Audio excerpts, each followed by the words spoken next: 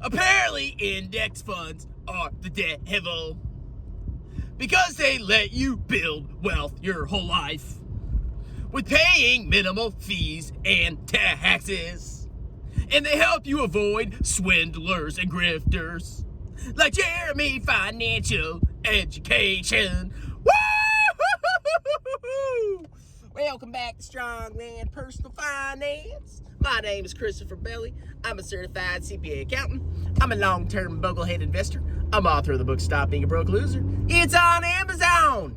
And we got to talk about this Millennial Money podcast some more because there were a lot of interesting things that were said between Graham My Schlam, Andre Deek, and Jeremy LaFufu. Now I've been begging Graham. I've been writing him letters every day, mailing them to his house. I've been calling his entire family. I've been driving by his house with a banner on my car, begging him to get rid of Jeremy Financial Education from the podcast because the guy adds no value whatsoever. Now, I was able to watch some more of the podcast, the most recent one. It's something about the market's collapsing. Every freaking podcast is about the market collapsing. It's the end of the world. We're all going to go bankrupt. All stocks are going to zero.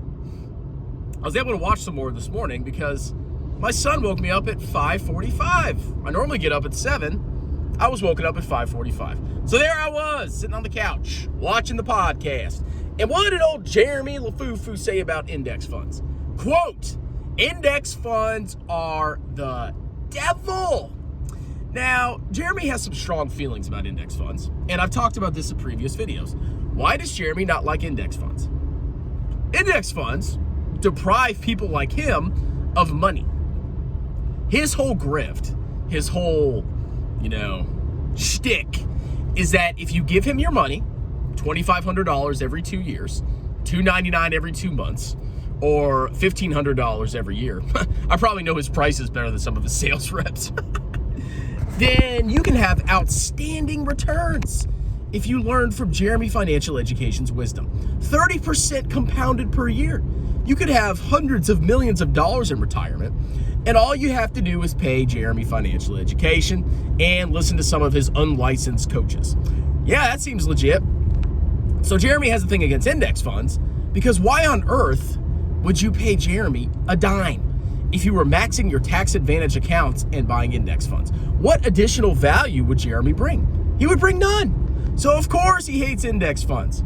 Now his argument, his fallacious, ridiculous argument against index funds is that hypothetically, if everybody bought index funds, the market would crash. Now, number one, I don't understand how that would work because if you think about it, if everybody was buying index funds, you got younger people buying in, you got older people starting to sell as they transition into retirement.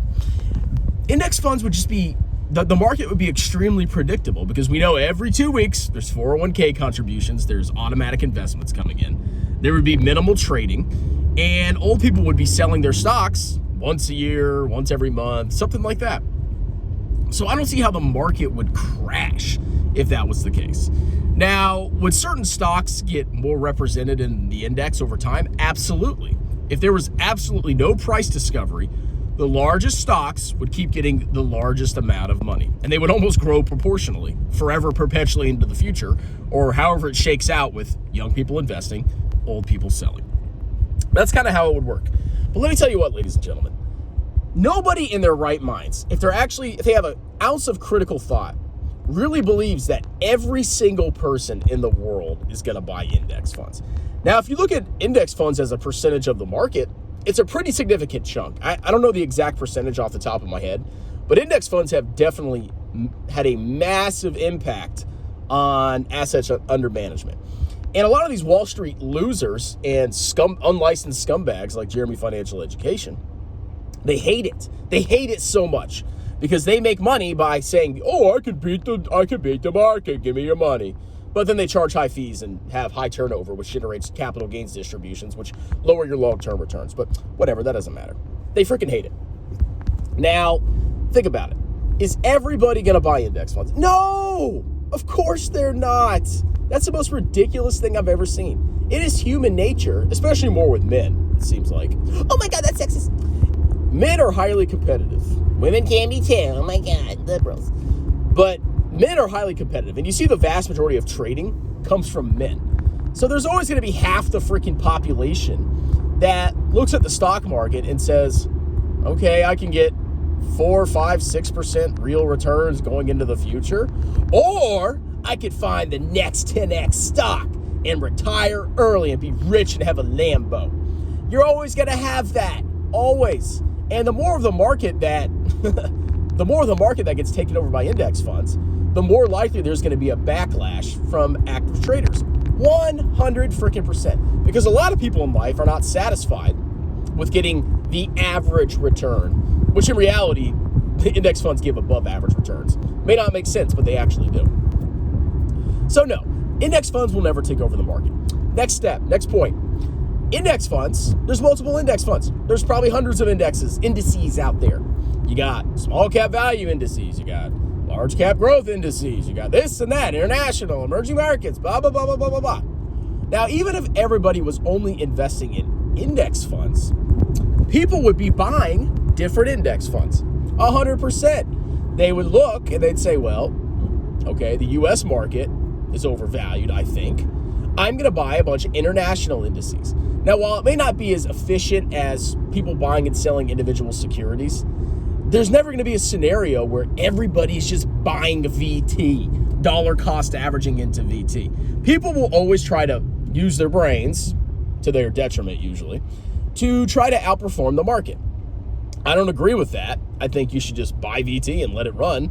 But if you go look at the Boglehead forum on the subreddit on Reddit, there's 150,000 people in there. Think how many people are investing. Millions and millions of people. The VT, match your tax advantage accounts and buy total world index funds. This isn't a very popular thing, especially now with most people piling their money into the United States stock market because it outperformed recently.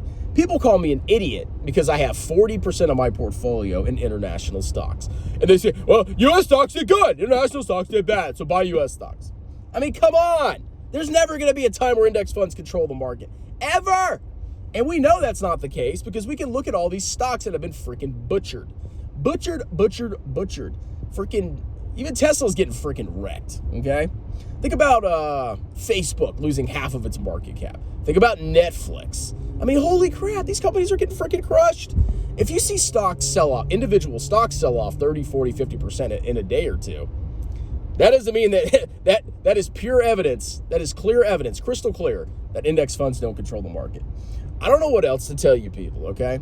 So, of course, Jeremy got pushback from Graham and Andre Deek. Even Andre Deek has more reason than Jeremy LaFufu. And I think they really realized during this episode what a freaking idiot and a clown Jeremy Financial Education is. I bought silver. I'm such a genius for my emergency savings. Oh, it went down 20%.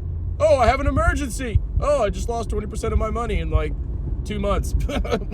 Idiot. And then here he is saying the whole market's going to freaking collapse because everybody in the world's going to buy index funds. Yeah, okay. That's how it freaking works, Jeremy. Such a genius. Here, take my money. Take my $2,500. You know what? I'll give you a tip. Here's $5,000, LaFufu. You're a freaking genius. Take my money. Make me rich, baby. Jesus freaking Christ. So, that's it. He's such an idiot. He needs to get kicked off that podcast. Graham, I'm not saying you have to invite me on there. I mean, I'll guest appear, but I'm not going to I wouldn't do the podcast permanently. But holy crap. Jeremy, he's got to go.